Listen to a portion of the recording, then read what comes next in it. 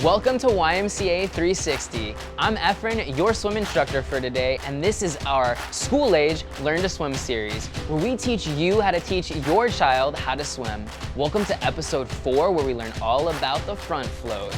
Let's dive in.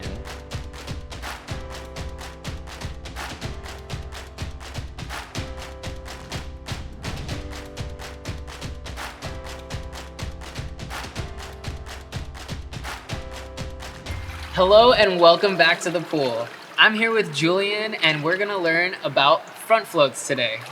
So before we get inside the water, Julian, what is the first thing that we always need to do? Ask for permission. Great, so can you ask me and say, Coach Efren, can I get in the water? Go ahead and ask. Coach Efren, can I get in the water? Yes, you can. Let's can you do a big jump? Yeah. 1, 2, 3, jump! Very, very good. So let's start with a review, some things that we did in our previous episode. What did we learn last time? Did we learn about floating on our back? Yes. Yeah, we did. So we're gonna do some submersion and back float for a quick little review. So let's go underwater. Can you show me going under the water blowing bubbles? Yes. Ready, set, go. One more time. Good job. All right. Now let's show everybody floating on our back one more time, okay? Yeah. Ready, let's go up on our back. Remember when we float on our back, our head's back, our belly is up in the air, up, up, up, and we're breathing, right? Let's see how long you can float on your back by yourself. Let's do 5 seconds. 1, 2, 3, belly up. 4, keep your belly up, and 5. Very, very good back floating. Good job. So today's benchmark skill is the front float. And the goal of this is to make sure that your child can float on their front independently for 5 to 10 seconds while they're exhaling water. Okay? So you want to show everybody how to do a front float? Yeah. All I right. could say. All right. Let's come here and get on our front. Okay. So we're going to put all on our belly and we're going to blow bubbles and stay still, okay? 1, 2, 3.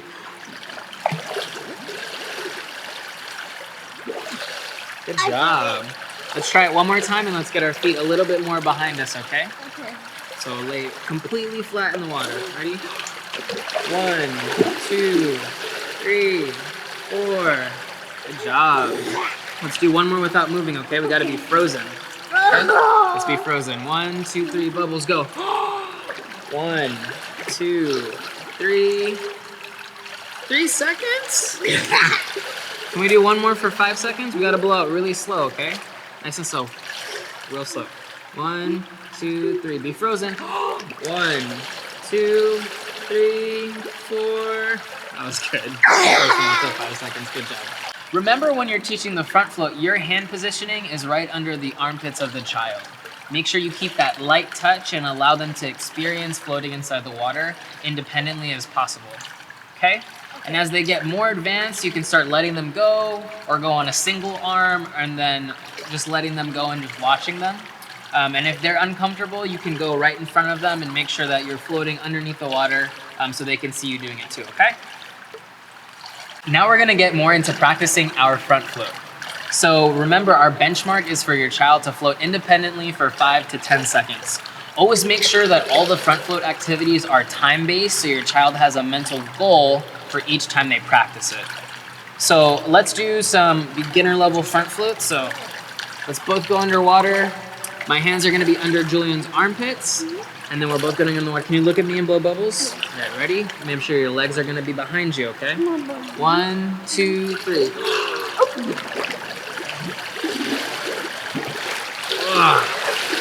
Good job. All right, let's get to more of an intermediate level, and I'm only gonna have one hand under Julian's armpit now. You ready? Okay. 1, 2, 3.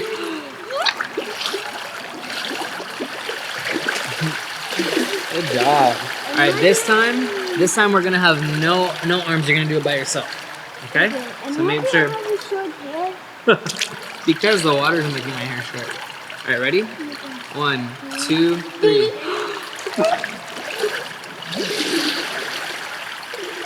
Good job. So as you may have seen, Julian was in the water, his body was a little bit slanted, and that's a common thing for children to do. But right now we're gonna do a fun game to make sure to help correct that and make sure his body is flat inside the water. All right, you ready? We're gonna play a game. Okay, can you sit up here? Sit up here. Crisscross applesauce. Good job.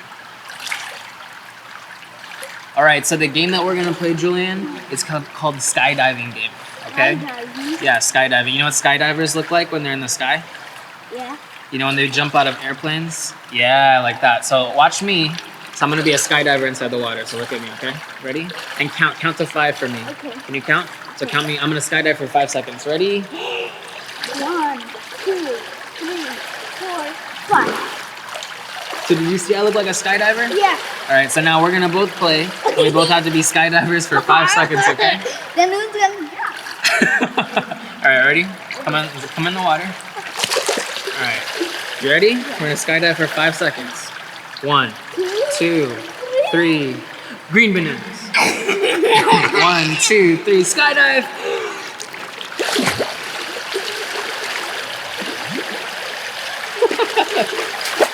This time let's skydive. I want you to stay on top of the water, okay? Stay really close to the top of the water and really flat, okay? And don't move.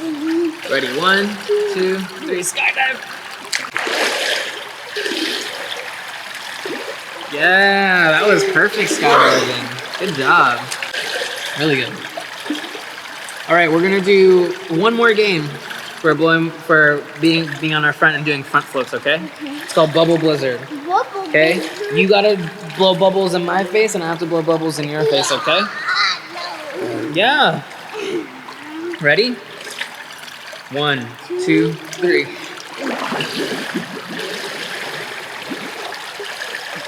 I think my bubbles were bigger than yours. So remember when practicing the front float skill, the biggest thing is patience. Julian's pretty advanced. He's doing really great at the front float. If your child's not doing it independently by themselves right at the beginning, that's okay. Remember, be patient and keep things fun. So next, let's talk about some common challenges while doing the front float.